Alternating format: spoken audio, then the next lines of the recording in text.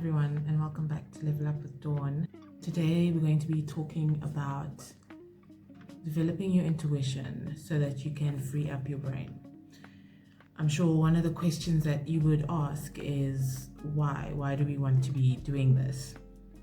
So basically, when you have your intuition in your arsenal, in your toolbox, essentially, you free your brain up to be creative. As personally, I've been a person who is led a lot by logic, and so developing my intuition has been something that I've been focusing on later on in my life. But when you have that, when you have access to that, your brain doesn't have to do as much heavy lifting anymore. Whether you call it manifestation or self-actualization, it takes your imagination to think of that, to think of a life for yourself that doesn't currently exist in the physical world. And part of that is knowing what your purpose is or what your calling is, because then that helps to give you a general direction in terms of what you are doing and what you're focusing on in this life that you're trying to level up in. If we think about intuition as the feeling engine and our brain as the logic engine, I think we sort of assume that most of the manifestation or the self-actualization comes from the feeling side of things. But when we develop our dreams in this feeling realm,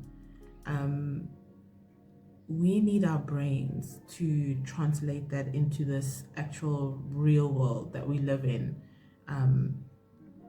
every day, right? And I like to think of imagination as the bridge between those two realms. So you have this structureless thing that can create so much, and our brains need to reach up to that to bring it back down to earth so that we can live it in our day-to-day. And that's exactly what we're doing when we're dreaming. We have this vision and we're bringing it back down to our physical world. And when you have conviction in your purpose or in your vision, then it helps to build momentum because you trust yourself, you trust where you're going. If you believe in God, you trust in that entity to help keep you on track there. And when you have that support around you, it's like you move with less hesitation. And I think a lot of the times, or one of the most prominent questions that we have in this life of striving would be around, what do I want to do? What am I supposed to be here for? I don't know what my passion is. What is my passion? What is my purpose? So now let's go into how we actually build our intuition. If I were to sum it up in one word, I think I would say it's through reflection. And that's looking at a lot of different facets of yourself. So looking at your thoughts, looking at your mindset, your patterns, even your physical body, and how you look after it, how you take care of it. In the sense of reflecting on your thoughts, one of the tools you could use is meditation. You'd be surprised what you observe in that state, and I think it helps you to ask better questions about yourself, better questions about your life and your purpose as you get deeper and deeper into that practice. Looking at your patterns, other than therapy, because I want to give you guys stuff that's zero cost, zero cost, or you just need to go on YouTube to find a video on it. Another thing that I like is journaling. So other than therapy, for assessing your patterns, assessing how you move through this world, journaling would be something really good, because it's a lot of the times we go through life, we experience things, we may, process them as we're going through them.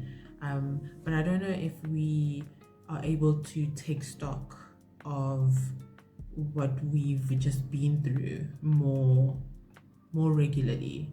And also maybe the memory of that could be distorted, but we would never know because we don't have like a corroborating source other than our actual memory.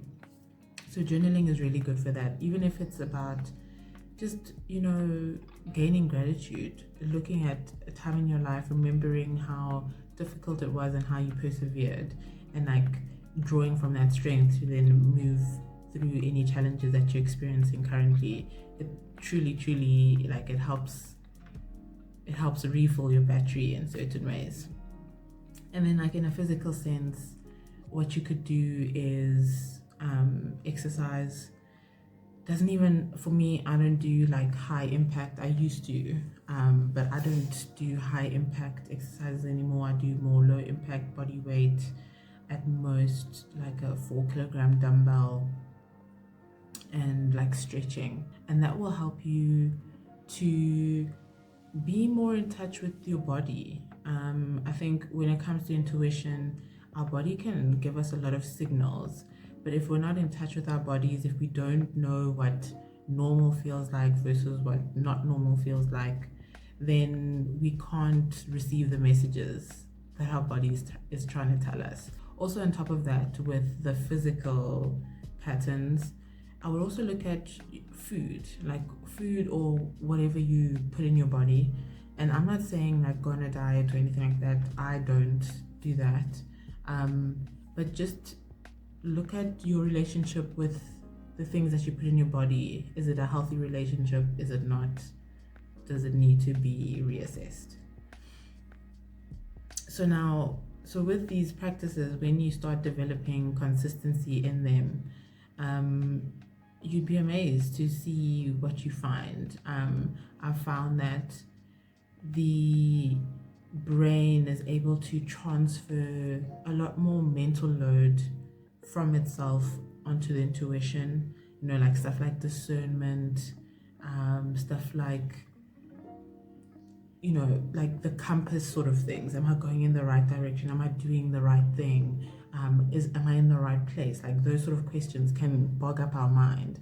But if we can feel through our intuition that I'm where I need to be, even though it's really tough right now, I know that there's lessons here for me, then your brain doesn't have to be bothered with that anymore. And then with that alleviation, your brain has time to be creative. Your brain has time to play and think and dream. And if you do believe in like a higher power like God, then you have another form of support that you can channel the unnecessary stuff that your brain doesn't have to be worried about. I know I transfer all my worries and my anxiety. I'm an excellent warrior, and I've had to learn to transfer it to God because it doesn't serve me at all, in any way. Like I can't, there's no way I can spin it. So it's like, okay, you take this, because what are we supposed to do here, But yeah, I think I wanted to make this video because I've been haunted by this picture on Pinterest which says, I'm here to enjoy this life. And I think through the past few years, as I've been moving more into my intuition and letting my logic rest, I've been able to enjoy the actual journey, which is what we're here for. I mean, I don't think we ever really get to a destination just because when I achieve something, I want to achieve something else. Like it's happening like right now in my life right now. A few months ago, I achieved something and I'm back in a similar thing, trying to up that achievement. So then the destination sort of, it's like this thing that will always just be a few inches ahead of you. So the journey is what really matters. And whether it's bad or good. You know, I think it's helped me to see a better purpose through everything. And like with leveling up our lives and wanting to create legacy, wealth, be the first in our families to do things,